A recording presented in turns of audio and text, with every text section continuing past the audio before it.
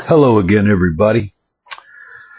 So I wanted to give you a little bit more context for this and why I've put so much time into trying to build this out to give people some context about the importance and the profundity of what it is that I have been trying to say and explain to people regarding the non-physical components of the human being. And I don't think it really drives home in someone's mind or perception when I tell them they're as important as your heart, lungs, liver, and kidney, these non-physical components. So I figured that I would take the time to create some sort of a visual representation that would allow the eyes to see and then the mind to better grasp the profundity of what it is that we do not know about ourselves, about how we operate, and about how these components of us operate, let alone how to protect them. It's really important when you start to see the gravity of what's there and all of these non-physical components of you that you must cultivate, develop, that your parents should have spent time cultivating and develop, that must mature on, that type of stuff. A lot can be done to hinder, stifle, stunt, or train wreck the growth and development of the human being. And until you understand, because this is what happened with me, is I finally understood the lion's share of how they're doing to us, what they're doing to us. And I would argue that 90+% of what they're doing to us and what they have been doing to us ties into the direct attack by way of influence, manipulation, propaganda, and all these other things. They've been doing what they've been doing by going after, in about 90% of the cases, I think this is pretty applicable, the non-physical components of you, and or playing on them, like your emotions.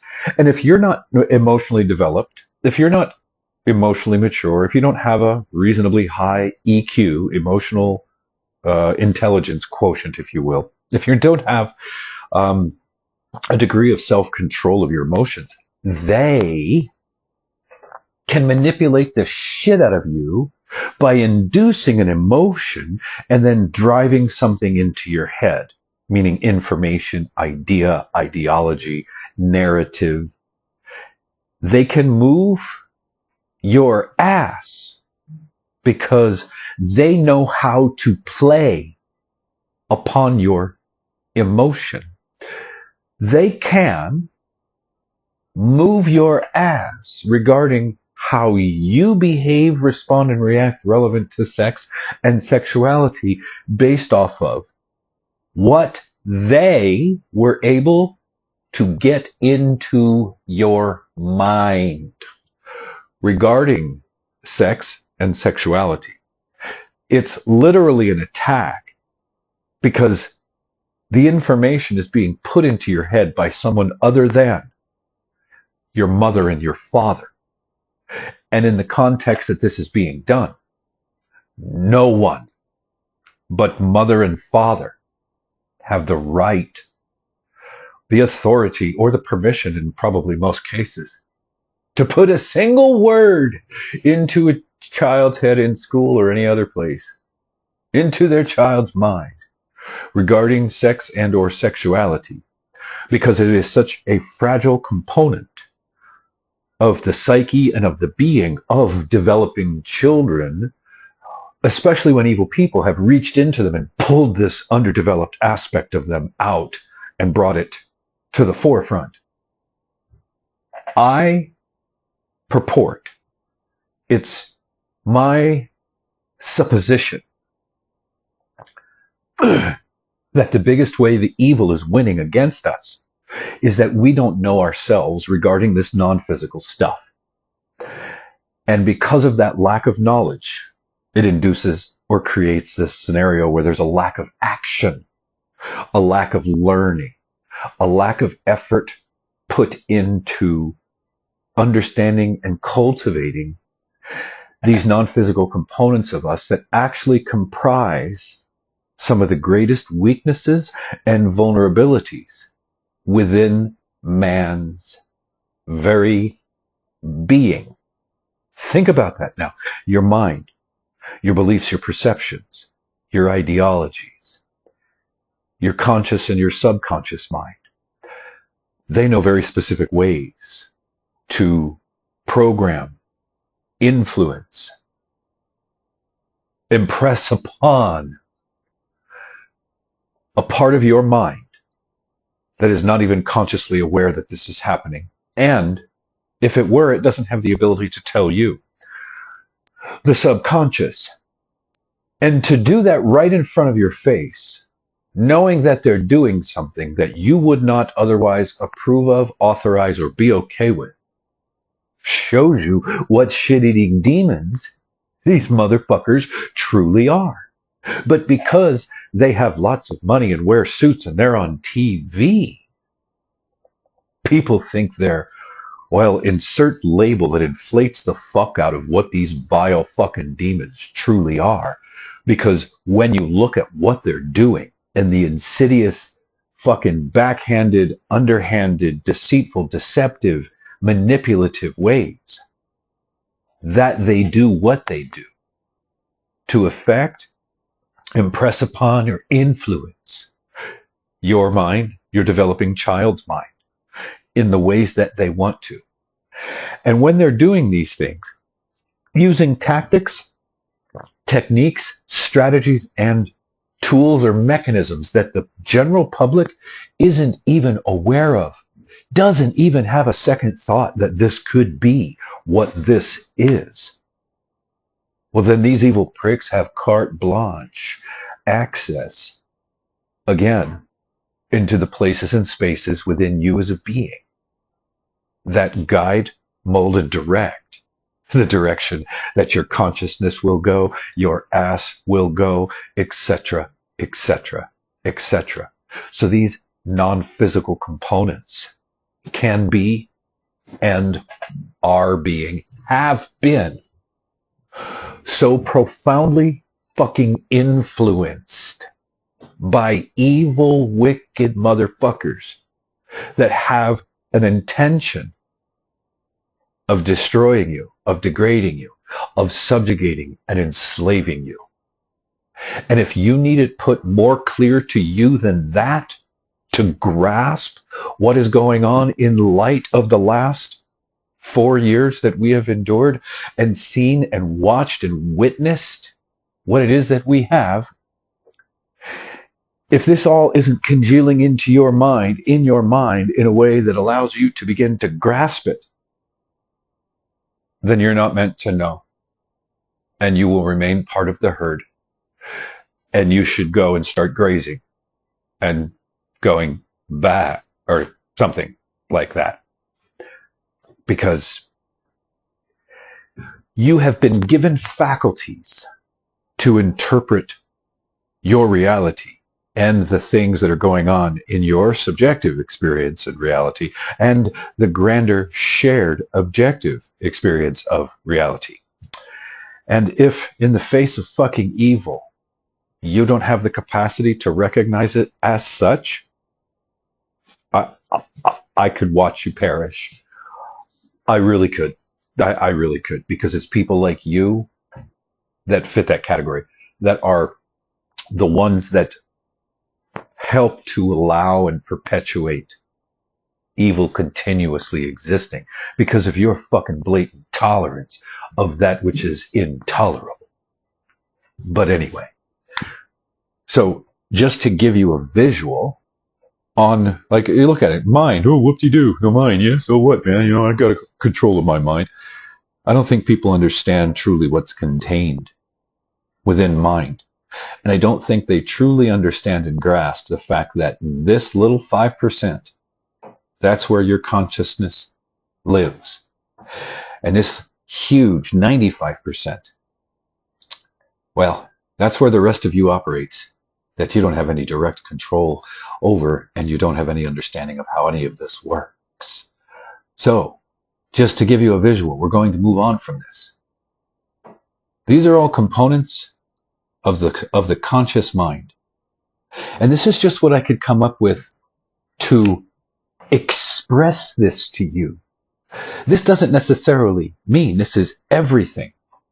But when you look at how these things work, when you consider what they're for, how they affect and impact you, your experience of life, and all these other things, and that these things can be manipulated, interrupted, damaged, traumatized.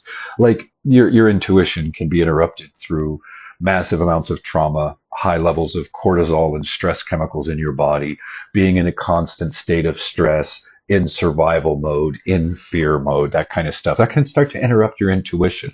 It can have an impact on your memory. It can disrupt logic and reason to a certain degree when you're under heavy levels of stress. All of these things, non-physical components of you.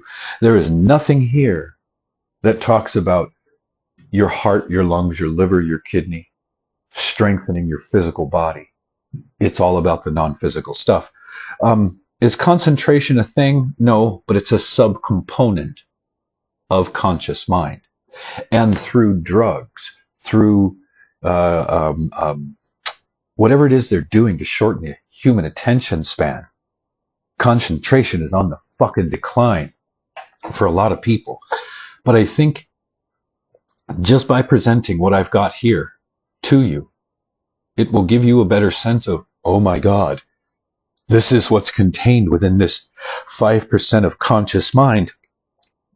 Now, and then, well, let me like really show you this here. So when you realize that this is what's going on in your conscious mind,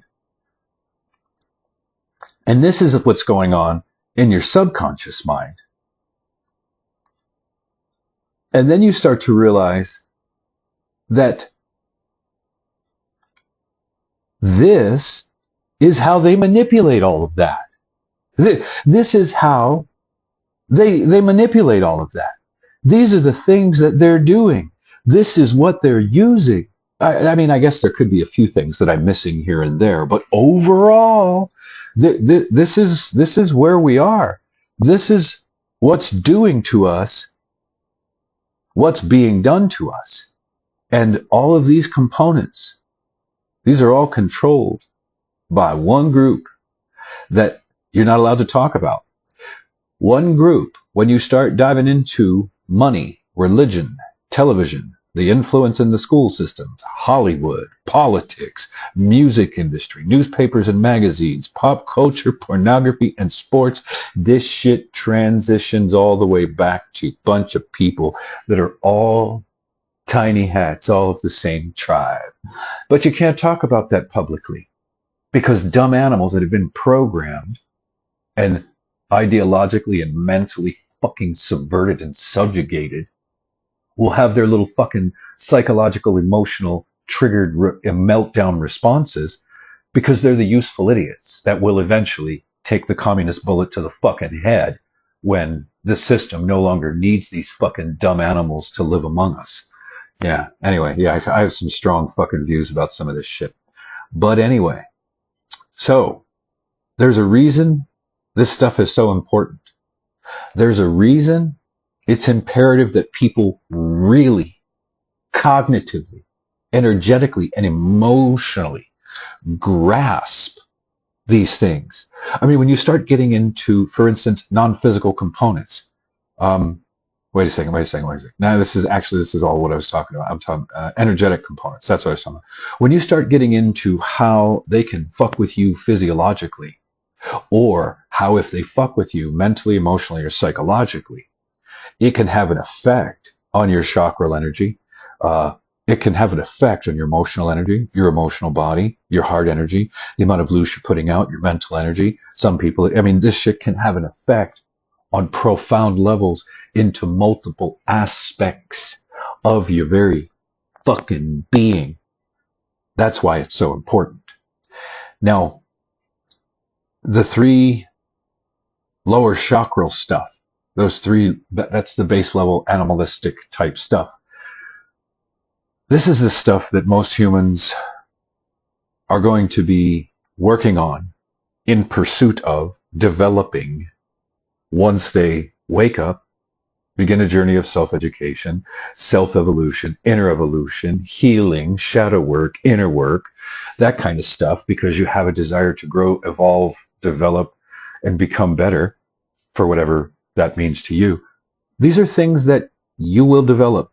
You will seek to develop. You will seek to better understand. You will seek to better embody these things because of the quality of the human that you will be when you have these virtues activated and functioning, and you've reached a level of consciousness where you have and or do embrace these components in your daily life, in your expression of life, in your expression of connection to others, your expression of love to others, in your patience, in whatever way you're going to be developing. Is anybody going to develop all of these to their full capacity in any one lifetime? Probably not. Probably not, because we just simply don't live long enough. But anyway, so let's get back to going over this. So we went over higher faculties relevant to empathy, sympathy, compassion, guilt, shame, and remorse. Let's go into the higher aspects of mind. Some of this will cross from one thing to another. Like I said, empathy, sympathy, and compassion, they are virtues, but we're not going to deep dive into them when I go into the virtues and where I'm reading like the whole thing and giving you my input and all that other stuff. But I think, and there might be some cross-pollination with some of this stuff relevant to higher aspects of mind to when I go into virtues. So you'll just have to bear with me. So you'll just have to bear with me. So relevant to higher faculties. Of the higher faculties, we've gone over this, and then we can see that higher faculties constitute the higher aspects of mind and virtues. So I'm just going to go this way and go into the higher aspects of mind and try to give you an overview of this stuff. And then once this is complete, whether it's this single video or there's a second one because it gets too long, once this is all complete, higher aspects of mind, all of this stuff, then we'll go into virtues. Because really, when you look at virtues, what do we got here? 8, 9, I got 18, 17 of them. It's going to take a little time. I think it's important. I think it's important for people who have never been exposed to this stuff in the way that I'm explaining it and presenting it. Hear what it is that's being said about these things so that it can trigger desires, drives, aspirations in you, in your journey of growing, developing, and evolving yourself as a living, sentient, conscious being that has somewhat of a grasp or grip on his own fate and destiny, or her own fate and destiny, and the kind and type of human that you seek to be. You're going to have to pick these things and then start to actually put in the time to develop these things within you. Some of us might have components of many of these working in us, and then there could be the barriers where we run up against something where, you know, your resilience is tested, your willingness to be diligent is tested, or your humility could be tested, and you know, your ability or willingness to transcend or stay tranquil, your level of temperance. Temperance gets a little deep when you start to get into it, because temperance can encompass many things, and I've kind of gone into why, for instance, modesty is a virtue, why mercy is humility, forgiveness. So, this is stuff you'll have to stay tuned for. And then there's also, don't let me forget, the virtues of the heart. And like I said, I've gone into a bit of a dive on this stuff just so that I can give people a bit of a taste of why these components and subcomponents are important. Because these are the components that we seek to evolve in ourselves to evolve, to fucking evolve. And when you have an enemy that's trying to destroy you and degrade you, they're going to put blocks, obstacles, traumas, and all kinds of other shit in the path and on the road of your efforts to develop these things in you, whether it's a willful effort or just the will of your own soul that you're not consciously aware of and on the journey of your life.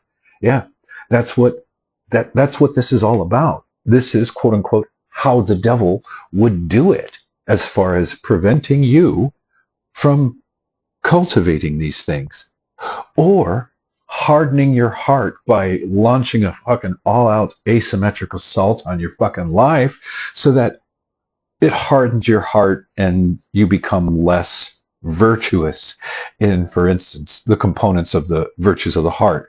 You see what I mean? How would the devil do it?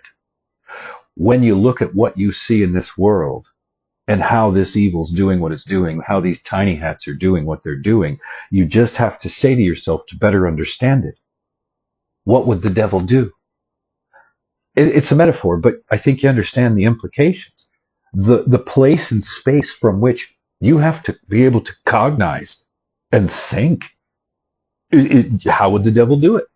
I don't think a lot of people spend a lot of time in that mental place trying to cognize, theorize how abject fucking evil that would stoop to no low, feels no guilt, shame, and remorse, suffers no embarrassment or shame, any of that stuff. How would the devil do it?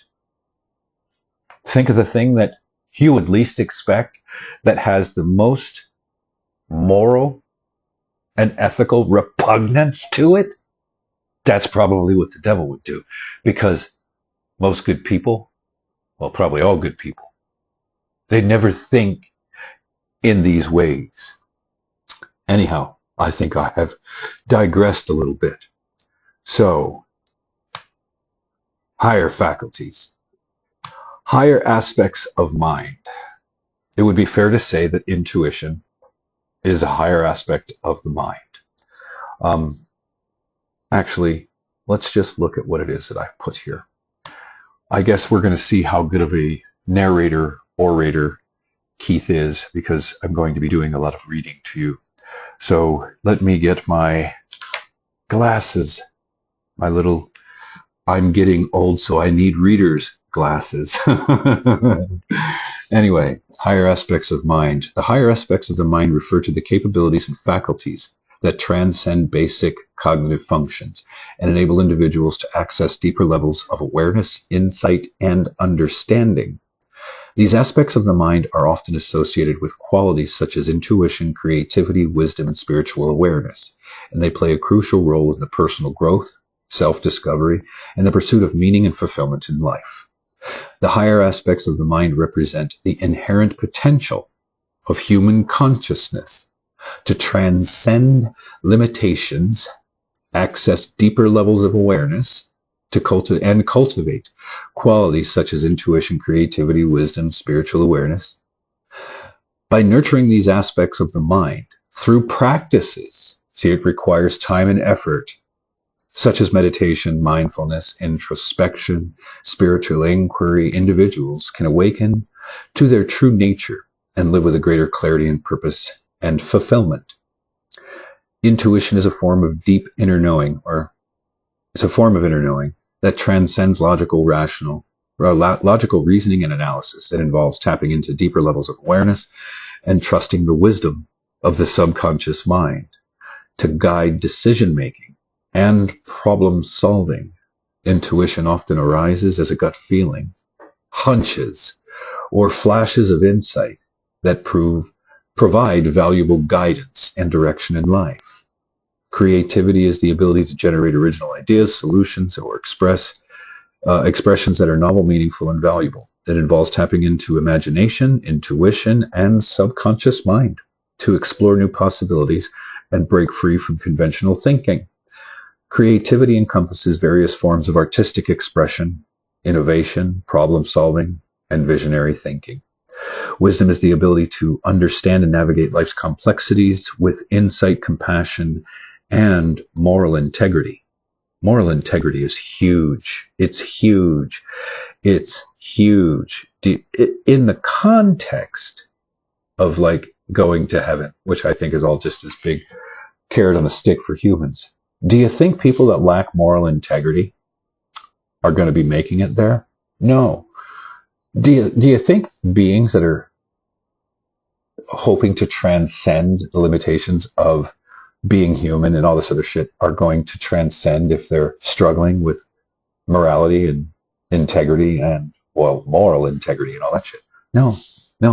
But these are things that lower three chakra people don't give a fuck about. So anyway, moral integrity involves synthesizing knowledge, experience, and intuition.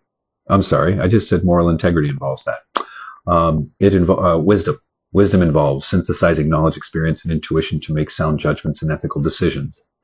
Wisdom encompasses a deep understanding of the nature of humans, the human nature, and the interconnectedness of all beings and the underlying principles that govern existence. Okay, spiritual awareness. I think we went through that one in the last one, but I'll read it anyway. Spiritual awareness involves recognizing and connecting with dimensions of reality beyond the material realm. It encompasses experiences of transcendence, oneness, and interconnectedness with the divine or higher consciousness. Spiritual awareness fosters a sense of awe, reverence, and purpose in life, and it provides a deeper understanding of the mysteries and meaning of existence. Empathy and compassion. Higher aspects of mind. Where do we see a lack of empathy and compassion in people who want to be seen as awakened beings? Anyway, empathy is the ability to understand and share the feelings, perspectives, and experiences of others. It involves tuning into emotions of others with sensitivity and compassion. And responding with kindness, support, and understanding. Compassion extends empathy into action, motivating individuals to alleviate suffering and promote the well-being of others. Mindfulness. This is a higher aspect of the human mind, and I would say consciousness. Mindfulness is a practice of being fully present and attentive to the present moment. And I should have put in the present moment. To and in the present moment with an open and non-judgmental awareness. It involves cultivating this deep sense of presence and mindfulness in everyday activities, thoughts, and emotions. I guess it's giving meaning to the little things. And it promotes greater clarity, giving meaning to the mundane, I suppose. I don't know. It could be a practice, if you will. And it promotes greater clarity, calmness, and self-awareness. Presence involves being fully engaged, being present in the moment and connected to the here and now, free from distractions and preoccupations. Higher consciousness, something that I don't think too many people really aspire to, refers to states of awareness that transcend ordinary waking consciousness and provide access to expanded realms of perception and understanding. It involves experiencing a sense of oneness, interconnectedness, and transcendence that transcends the limitations of the individual's self. Higher consciousness may be accessed through meditation, spiritual practices, psychedelics. Unfortunately, I think I read that one in the last video. Sorry, that's just the way it goes. Okay, so intuition. I could do it like this and just be like intuition. See, read it, pause it, read it, into it, and that would just suck. That would just suck, and I would suppose a lot of people wouldn't do it. So I'm going to read it to you, boys and girls. Intuition is a complex cognitive process that involves the ability to understand. Did we already go over intuition in the last one? No, we didn't. We only briefly went over the intuition. I just want to check because I don't want to do this to you guys twice in a row if I don't need to. Higher faculties, sympathy, empathy, compassion. No, I think we just briefly touched on intuition, and that might have been here. Higher consciousness, and that's what this is. What, yeah, there, yep. Okay, so higher faculties and higher aspects of mind contain some of the same things. But this one specifically is on intuition itself. Yes, this is a little, this is different. Okay, so intuition is a complex cognitive process that involves the ability to understand or know something almost instinctively without the need for conscious reason or analysis. It often described as a gut feeling or a sense of inner knowing. Intuition is a valuable cognitive faculty because it allows individuals to access deep insights, navigate complexity. Intuition, useful for navigating complex things. Your gut kind of gives you a guide because, Anyway, and making decisions with greater clarity and confidence. While it may not always be fully understood or easily explained, intuition is a powerful and essential aspect of human cognition and decision making. Intuition involves a sudden and immediate insight or understanding that emerges spontaneously, often in response to a particular situation, question, or problem. It's characterized by a sense of clarity or certainty, even in the absence of concrete evidence or logical reasoning. Non-conscious processing, probably subconscious for sure. When I thought about it, that's what I came up with. Intuition operates largely outside of conscious awareness, drawing on subconscious or non-conscious processes to arrive at conclusions or judgments. I got to do that again. All of a sudden, my eyes are going crossed. Intuition operates largely outside of conscious awareness, drawing on subconscious or non-conscious processes to arrive at conclusions or judgments.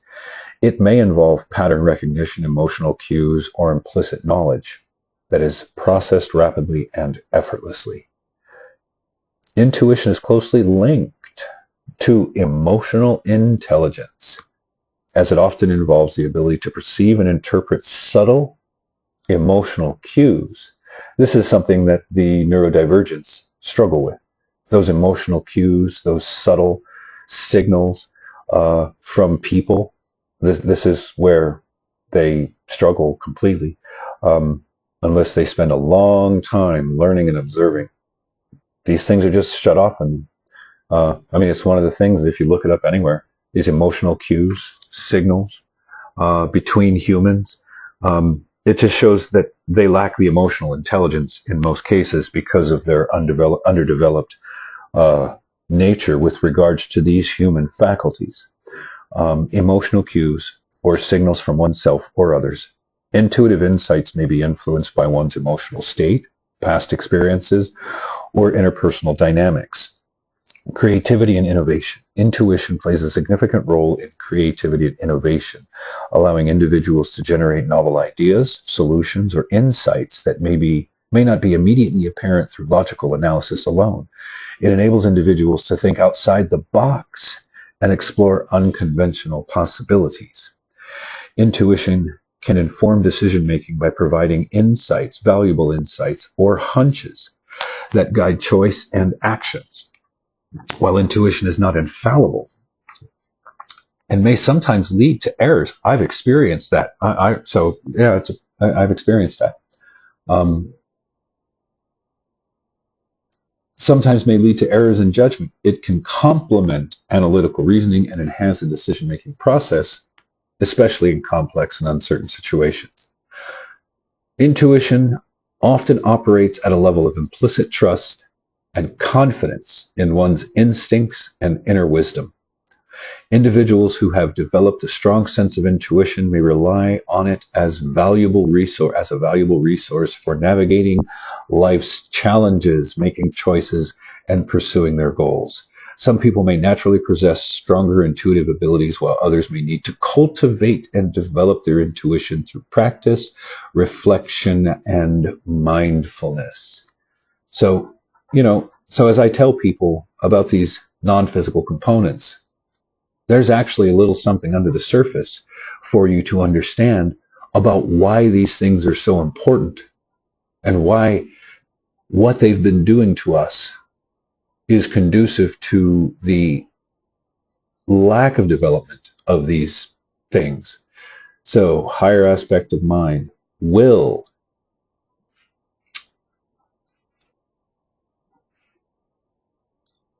The human will is fundamental aspect of human agency and autonomy, enabling individuals to exercise self-control, self-discipline, resist impulses, and take deliberate action in accordance to their values, intentions, and aspirations.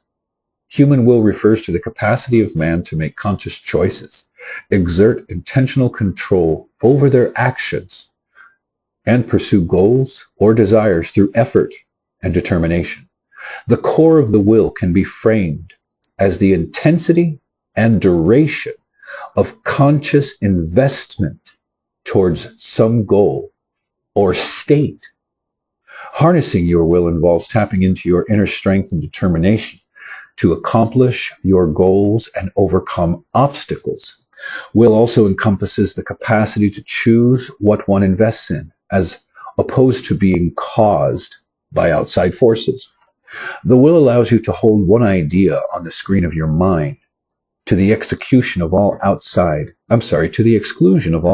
distractions that are begging for your attention through your physical senses. It gives you the ability to concentrate, to focus your attention on one thing, and the drive to take action. Many people have trouble staying focused. They bounce around from one thing to another, never finishing anything. However, when you use the will as it was designed to be used, your thoughts become much more powerful, and your sustained concentration, derived from the harnessing of your will, allows you to get a lot done in a short period of time. Human will is dynamic, and it can be very powerful, a very powerful force that literally empowers individuals to shape their lives, pursue their dreams, and realize their potential. It is a fundamental aspect of human nature that underlies resilience, determination, and the capacity for growth and transformation. By cultivating and harnessing the power of your will, one can overcome obstacles, achieve goals, and create meaningful and fulfilling lives. This is what they don't want you to know about your will and the things that it gives you: conscious choice, intentional action, self-determination, huge, persistence, determination, self-control and discipline, motivation and drive. Think about it: the will to act, flexibility and adaptivity, flexibility and adaptability, ethical considerations, personal growth and development. Human will is guided by ethical considerations and moral principles that shape one's choices and actions. It involves making decisions that are aligned with one's values, integrity, and the sense of right and wrong, even when faced with difficult choices or conflicting interests.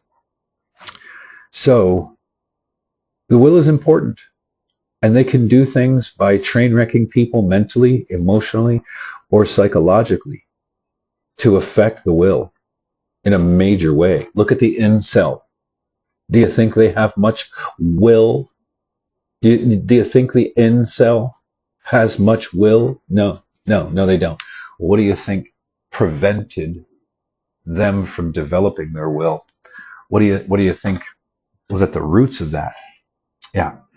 So it's just an illustration of how the efforts of these demons that are running the world, their corporations, and just all the things within the beast system, do what they do that has the trickle-down effect of putting a game in the hands of a 7-year-old that's addicted by the time he's 9, that spends all of his formative preteen and teenage years, puberty, and the whole 9 until he's like 22 years old, coming home, sitting in front of his goddamn gaming console, playing games his entire life, developing online relationships, virtual friendships, never really meeting any of these people.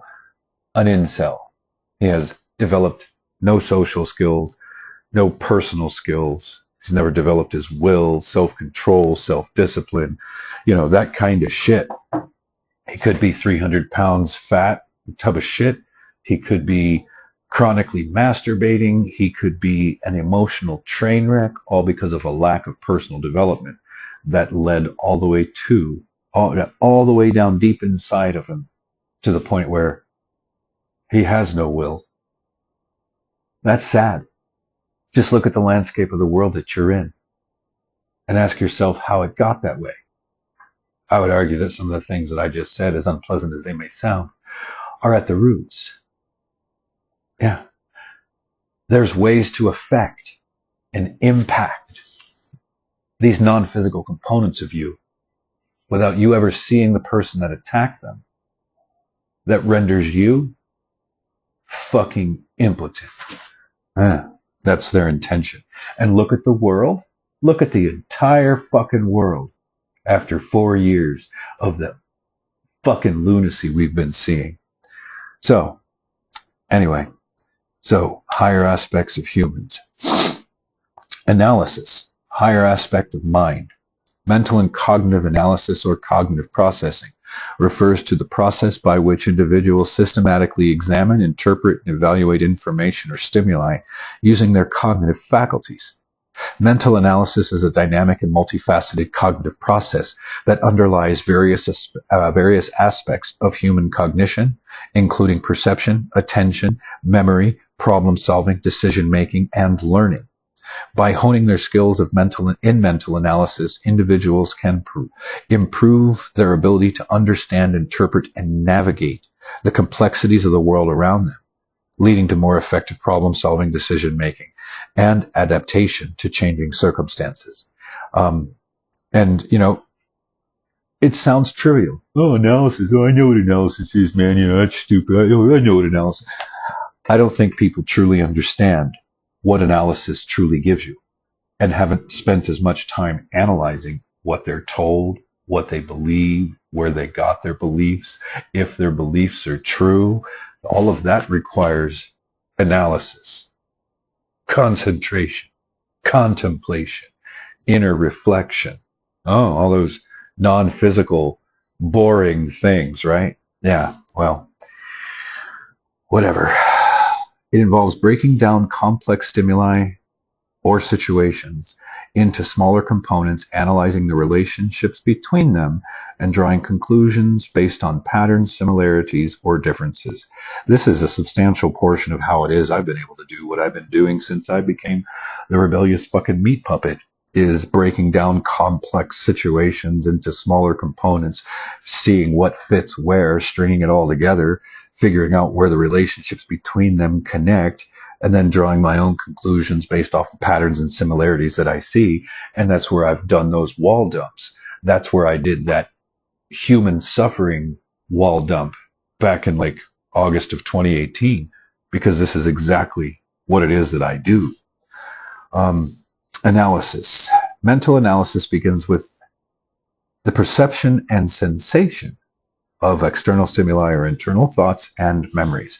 Perception involves the process of detecting, organizing, and interpreting sensory information from the environment, while sensation refers to the subjective experience of sensory stimuli such as sight, sound, taste, touch, and smell. So perception and the analysis of perception and sensation. It sounds simple and trivial, but it's all necessary. Attention and focus. Mental analysis requires focused attention. Mental analysis requires other aspects of you to be functional and working so that you can put long periods of focused analysis into something that you may need to. Mental analysis requires focused attention and concentration on relevant information or stimuli. Additional processes filter out irrelevant distractions and prioritize the processing of salient and meaningful stimuli, allowing individuals to allocate cognitive resources effectively and efficiently. Mental analysis involves encoding information into memory and representing it in a format that can be manipulated and analyzed. Encoding processes transform sensory input into meaningful mental mental representations, while memory systems store and organize these representations for later retrieval analysis. So it's just talking about, well, using the faculties that we all have. And I would argue that the public school system has not really helped us to hone or refine these skills. So, I mean, that's as evidenced by the fact that they took the trivium out of the public education system back in the early 1900s because they didn't want you learning grammar, logic, and rhetoric. They didn't want you learning how to orate once you figured stuff out so that you could tell other people what you figured out through your process of deductions and induction and analysis and contemplation and rumination and being a conscious human being that's recognizing how badly you're getting screwed. You start analyzing things to the degree that I have, you start to see it. You start to recognize it. Well, they didn't want that happening. So they've been on the road to dumbing us all down. And they don't like people like me that figure certain things out, that start spreading it, because then people could become higher versions of the humans that these demons have been trying to knock down for kind of a long time. Yeah, so anyway, analysis and synthesis. Mental analysis entails breaking down complex information or stimuli to smaller components, analyzing their properties, relationships, interconnectedness, and synthesizing them into coherent mental representations. It involves comparing and contrasting different elements, identifying patterns or trends, and drawing conclusions based on the evidence and reasoning. Mental analysis is central to problem solving and decision-making processes, which involve identifying goals and objectives, generating potential solutions or course of action, evaluating their feasibility and effectiveness, and selecting the best option based off of reasoned judgment. See, the words that I use, reasoning, reasoned judgment, analysis, contemplation, a lot of higher faculty stuff. This is what separates us from the bipedal herd animals. And this is what separates us from the herd animals that walk on all fours. All of these faculties, this is what separates us from them. Whoever the us is in the category of people who have tapped into functioning or working on cultivating these components, whatever it may be for you. So critical thinking and evaluation. Mental analysis requires critical thinking skills such as evaluating evidence, identifying assumptions, recognizing biases, and assessing the validity and reliability of information. It involves questioning assumptions, considering alternative viewpoints, and applying logical reasoning to arrive at well-informed judgments and decisions. Mental analysis facilitates learning and adaptation by allowing individuals to extract meaningful insights and lessons from the experiences, mistakes, and successes. As I've suffered and I've looked back through the experiences, I have tried to extract through analysis the meaningful lessons. And many of you have heard me say, life is learned in hindsight, in retrospect. And I've said I've analyzed or I've picked clean the bones of the experiences that I had with that filthy Jezebel Canaanite creature, Julie, and the narcissist creature that I was connected to, Stephanie, through analysis. And it helped me to better understand how the narcissist operates through analyzing who the fuck these people were and looking at the behaviors in retrospect. So anyway, critical thinking and evaluation, assessing judgments and decisions. Okay, mental analysis facilitates learning and adaptation by allowing individuals to extract meaningful insights and lessons from their experiences, mistakes, and successes. It involves reflecting on past actions, identifying areas for improvement, and adjusting strategies or behaviors accordingly to achieve better outcomes in the future. Metacognition and reflection. Mental analysis also involves metacognitive processes such as self-awareness, self-monitoring, and reflection on one's own thinking process. You don't see monkeys doing that now, do you? You don't see these lower level beings doing that. You don't see these subhumans doing that. Self-awareness, self-monitoring, reflection on one's own thinking processes. Now, you're not going to get that out of the narcissist.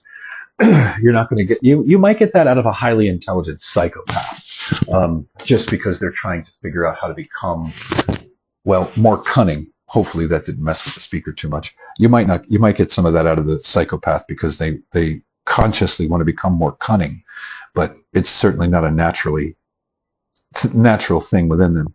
It requires monitoring and regulating cognitive activities, recognizing strengths and weaknesses in one's reasoning abilities, and employing strategies to enhance cognitive performance and problem-solving effectiveness. See, there's a lot of work to be a human. Humans, there's a lot of work. And I don't think that we're meeting the minimum requirements of what it means to be a human being in this reality, as evidenced by the brutal beating we're taking and have always taken as a collective species by the evil that exists here. And all the evil has to do, really, truly, is just no more than we do. That's it.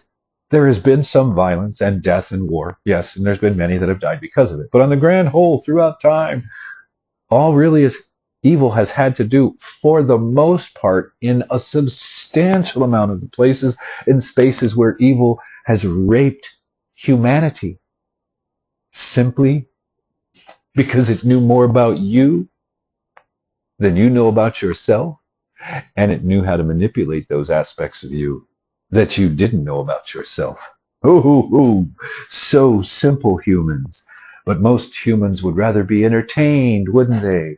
Fuck that pesky learning. I'd rather have my bread and circuses, my video games, my television, my Netflix, my Hulu, my fucking source of trivial entertainment to entertain my feeble little motherfucking mind. Yeah, and stay the underdeveloped fucking golem level NPC fucking normie that they want you to, and sing Baba Black Sheep every night before you go to sleep. Well, you're the white sheep. You'd be the white sheep. So if that's something that categorizes who and what you are. If not, yeah, just let that one go because I wasn't talking to you.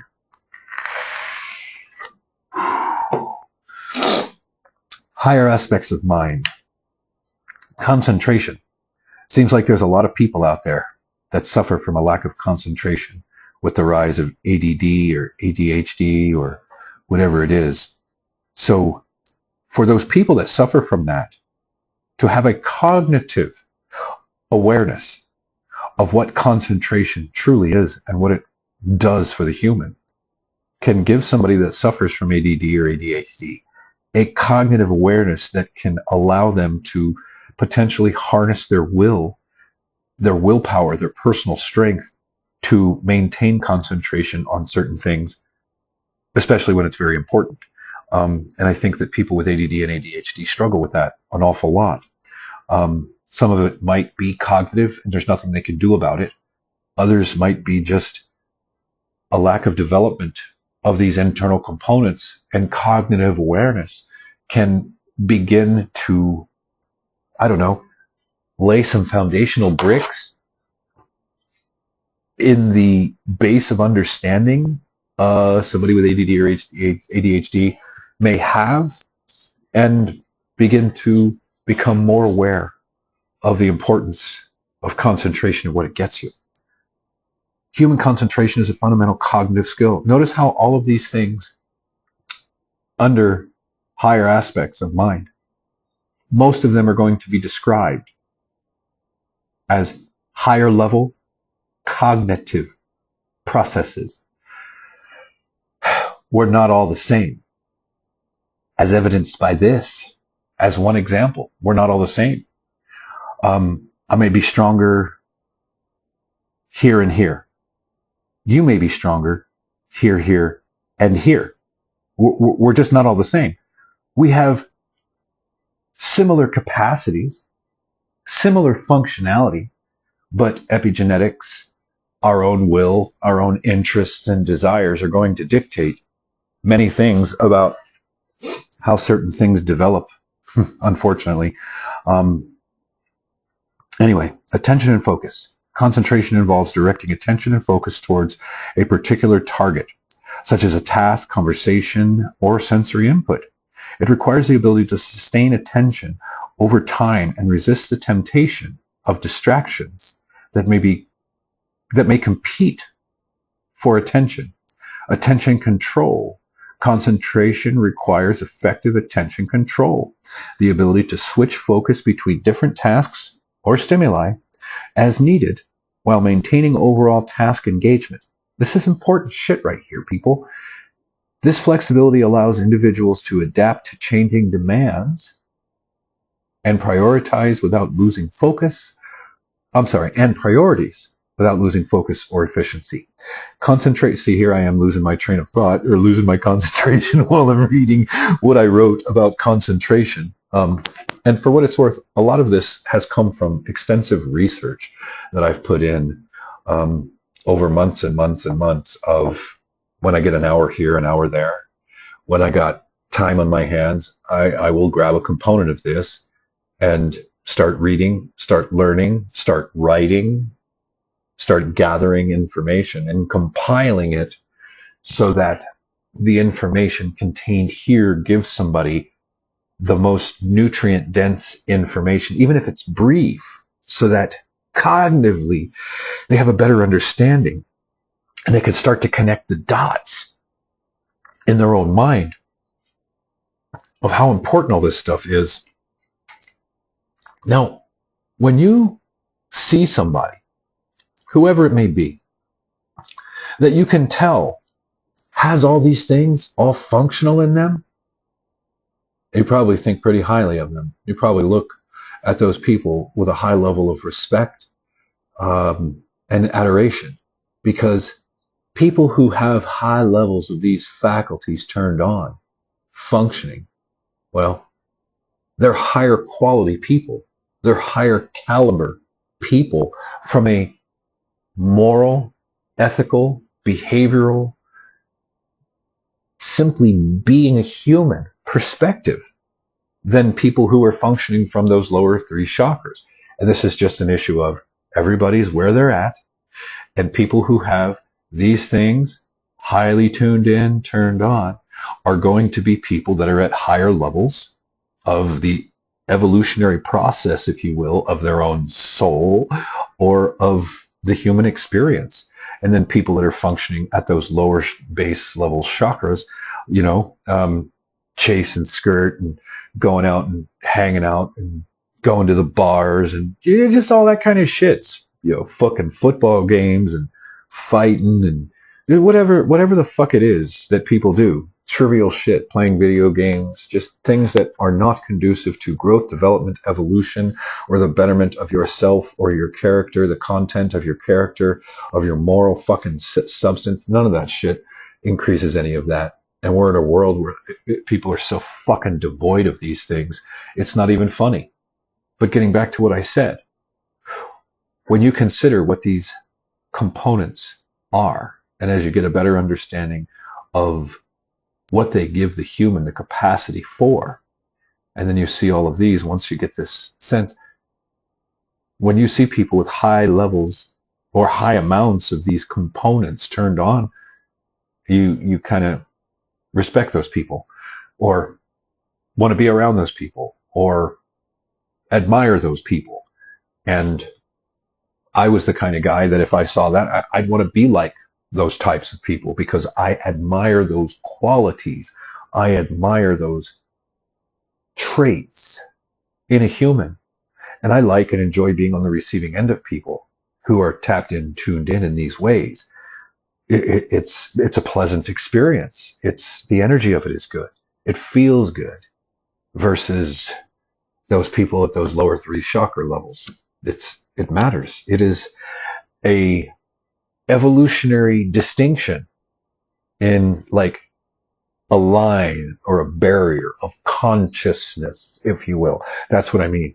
An evolutionary distinction in like the level of consciousness, those people who are at the lower three levels of the chakras, the golems, the NPC, the unbegun, the unlearned, the normie, the fucking golem, versus people who are functioning from those higher four chakras, or better yet, they have all seven tuned on and functioning and working in harmony, and they're not lower, locked and trapped like the bipedal herd animal in these lower three chakras, strictly, you know.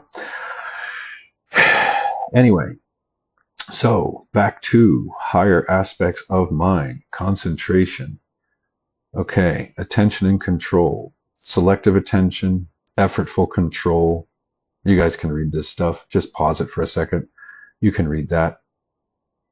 Concentration can be disrupted by both external distractions, such as noise, interruptions, environmental stimuli, and internal distractions, intrusive thoughts, worries, emotions. See, everything's vying for our attention, the external focus. So, concentration seems simple, but say something about concentration to the person with ADHD or ADD. Say, people who have not quite developed, matured in the ways that nature intended. Yeah. So consciousness, higher levels of consciousness are what people consider to be a higher aspect of mind. Consciousness is, consciousness is a component of mind, or is mind a component of consciousness? But anyway, I don't want to go there. Consciousness is a multifaceted phenomenon that refers to the subjective experience of awareness, perception, thoughts, feelings, and self-awareness. It encompasses the state of being awake and aware of one's surroundings, as well as the ability to experience and interact with the world in a meaningful way. Consciousness is one of the most intriguing and mysterious aspects of human cognition and experience, and it has been the subject of philosophical, scientific, and psychological inquiry for centuries.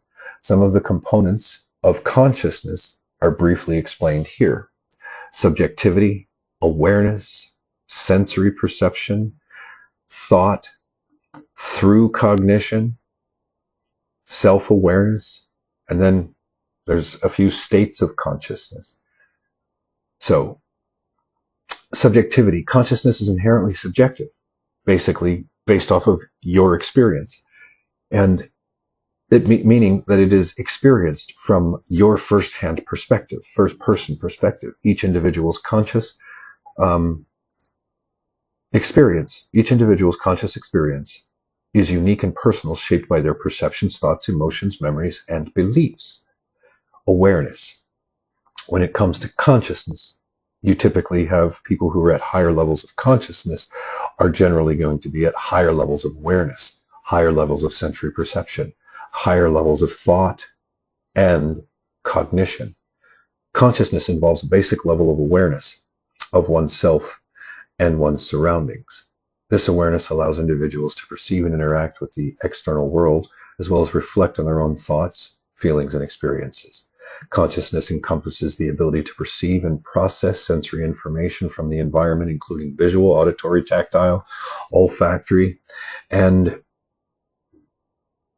gustatory sensations. Sensory perception forms the basis of conscious experience and provides the raw material for cognition and behavior. Thought and cognition. Consciousness involves higher order cognitive processes such as reasoning, problem solving, decision making, memory, and language. These cognitive abilities allow individuals to process information, form beliefs and intentions, and engage in complex mental activities. I was 33 years old before I became conscious, and it took a while for my consciousness to expand. And then I had to educate myself to expand it even further. And then I had to go on a lot of spiritual journeys to expand it even further. Consciousness is an interesting fucking thing. And it is not at equal levels in all humans either. Like I said, we are not all the same by any stretch of the imagination. So consciousness includes a sense of self-awareness, self-reflection, whereby individuals are able to recognize themselves as distinct from others and reflect on their own thoughts, feelings, and experiences. Self-awareness is thought to be a fundamental aspect of consciousness and is closely linked to concepts of identity, agency, and autonomy.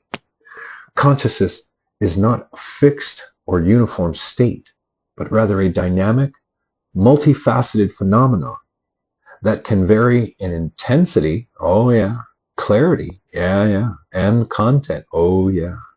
States of consciousness can range from wakefulness to sleep, where most people sit just above that waking consciousness. We call them golem, NPCs, normies, things like that. From focused attention to daydreaming, from ordinary waking consciousness to altered states such as meditation, hypnosis, or drug-induced intoxication. And you could also say psychedelically induced altered states of consciousness.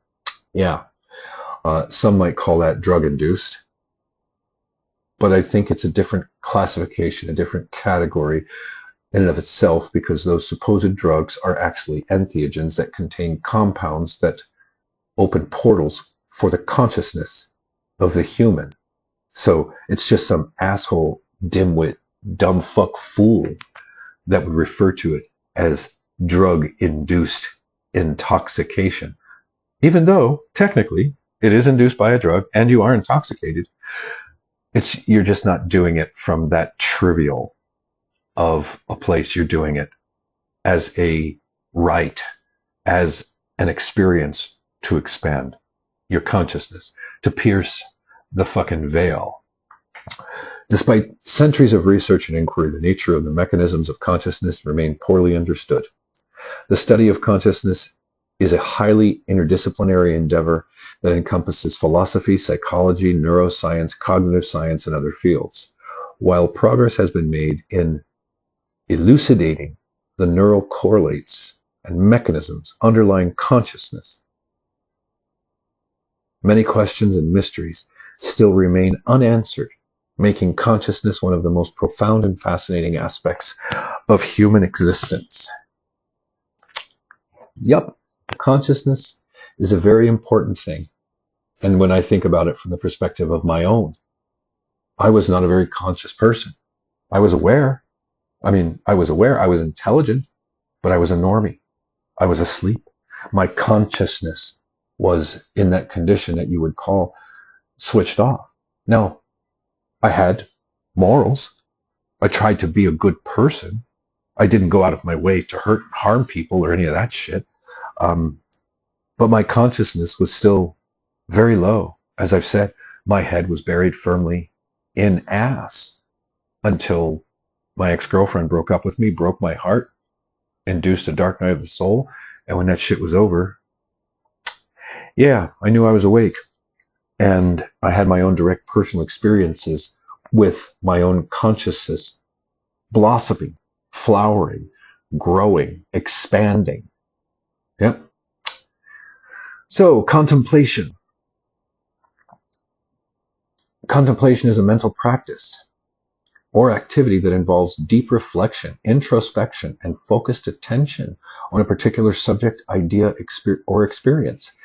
It is a form of mindfulness that invites individuals to quiet the mind, cultivate inner stillness, and explore deeper dimensions of consciousness.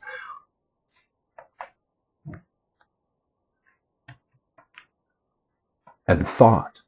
Contemplation often involves engaging in intellect, intuition, and imagination to gain insight, understanding, and wisdom. Contemplation is a powerful practice that offers individuals a means of exploring the depths of their inner being, gaining insight into the nature of reality, and connecting with the sacred and transcendent dimensions of existence. By cultivating the art of contemplation, individuals can deepen their understanding of themselves and the world around them, leading to greater clarity, peace, fulfillment, understanding, or it can lead you to the road of hell when you realize that you woke up in a hell realm loosh farm controlled by vile little tiny hats with hook noses and demons in their spirit and in their heart. Yeah.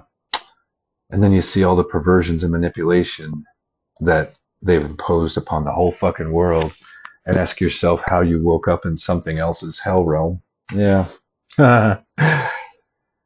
Anyway, so quiet reflection. Read it. Focused attention. Inner stillness. I wonder how hard that is for some people. Deep inquiry. Contemplation encourages deep inquiry into the nature of reality, existence, and consciousness. This has been the source of a lot of the content that I've created. Deep contemplation. So deep it bordered rumination at some points. Exploring fundamental questions about the meaning of life, the nature of the self, and the interconnectedness of all things. Introspection and self-reflection. These are all deeply evolutionary, inner evolutionary processes for the human that is evolving, that is growing, that is becoming more today than they were yesterday, trying to evolve themselves into a better version of human. These are fundamental to that process. Integration of insights. Contemplation allows individuals to integrate insights and understandings gained through reflection into their daily lives. Pardon me. It involves recognizing the relevance and applicability of contemplative insights to real-world situations, relationships, and challenges. Contemplation involves turning inward and exploring one's thoughts, emotions, beliefs, and experiences with honesty and curiosity. It provides the opportunity for self-examination, self-discovery, revealing insights into one's inner landscape and the patterns of thought and behavior. Connecting with the divine or higher consciousness, since that is something that I found as a component of contemplation. I put it there even though I'm not so up on this whole fucking concept. Cultivation of virtues. Ooh, interesting that one was. So I grabbed it. Contemplation can be used to cultivate virtues such as compassion, gratitude, humility, and forgiveness. You know, all of those higher faculties, those higher qualities, those higher states of the human condition. To get there, a lot of times it involves reflecting on the qualities of virtue and exploring the ways to embody them more fully into one's thoughts, words, and actions. Contemplation is something that will induce transformation and growth. Contemplation is a transformative process. It's a transformative practice that can induce transformative processes that foster personal growth, development, insight, wisdom, things you can't pay for that make you a better version of you. You can't buy that stuff. You actually have to put in the time. Contemplation provides a space for healing, integration, and the evolution of consciousness, leading to greater self-awareness, authenticity, and well-being. These things are not trivial little woo-woo bullshit foofy components. This is important stuff. These are the non-physical components of you, human. How much have you learned about these things? How many people have taught you about these things? So we are going to finish this side, and then we'll go into these and these, and I guess we'll call it part 3. So, creativity. Human creativity is a fundamental aspect of the human cognition. All these things being part of human cognition. Isn't that interesting?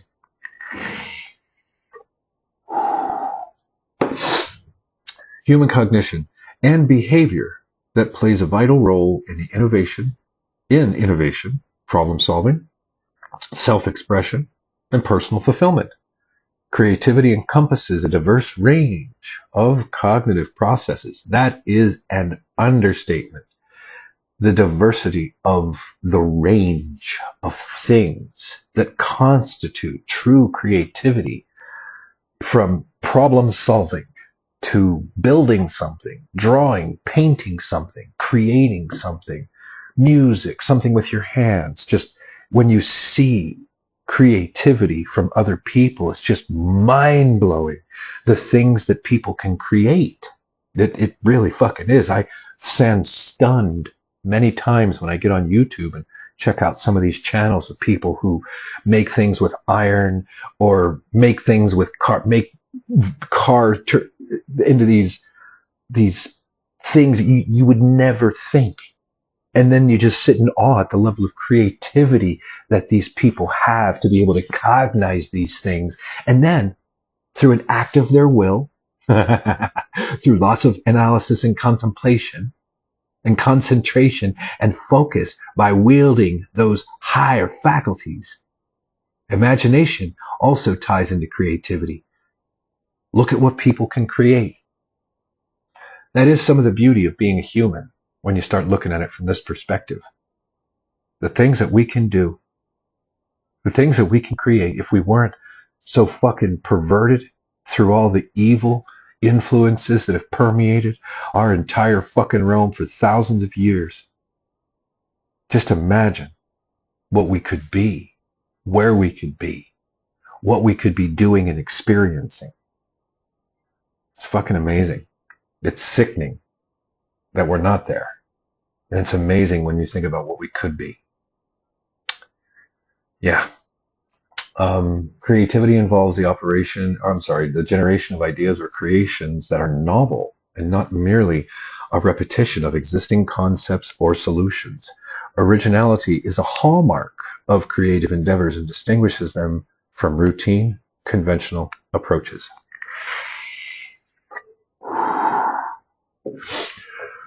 I've been running my gums and I haven't had much nicotine, so I got to take a couple of puffs off my vape.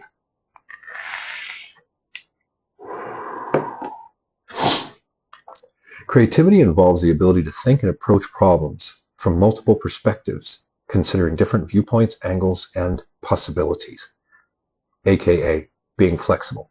Flexible thinking allows individuals to explore diverse ideas, solutions, and to adapt their approach as needed. Yeah, that fully embodies at least one of the components of creativity. Imagination. Creativity relies on the use of imagination and mental imagery to envision possibilities, concepts, or scenarios that go beyond what is immediately observable and tangible. Imagination fuels the creative process by allowing individuals to generate ideas that break free from conventional constraints. This shit is so fucking important to the human experience, creativity. It really is. And when you start to realize, to the degree that you've learned about this stuff, trauma, stress hormones, fear chemicals, living in a survival mode, there's so many things that stifle, absolutely just block fucking creativity. It's sad. Imagination. Problem solving. Yeah, big one. Creativity. If you've ever been around creative problem solver or seen someone creatively solve a problem and you were like, damn, never would have thought of that. Creativity often arises in the context of problem solving, where individuals apply their creative thinking skills to overcome obstacles, address challenges, and find innovative solutions to complex problems. Creative problem solving involves exploring unconventional approaches, experimenting with new ideas, and embracing uncertainty. Expression. Creativity encompasses various forms of expression, including artistic endeavors, scientific discoveries, technological inventions, literary works, musical compositions, entrepreneurial ventures.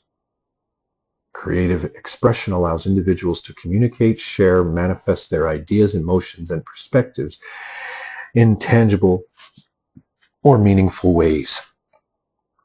Adaptability.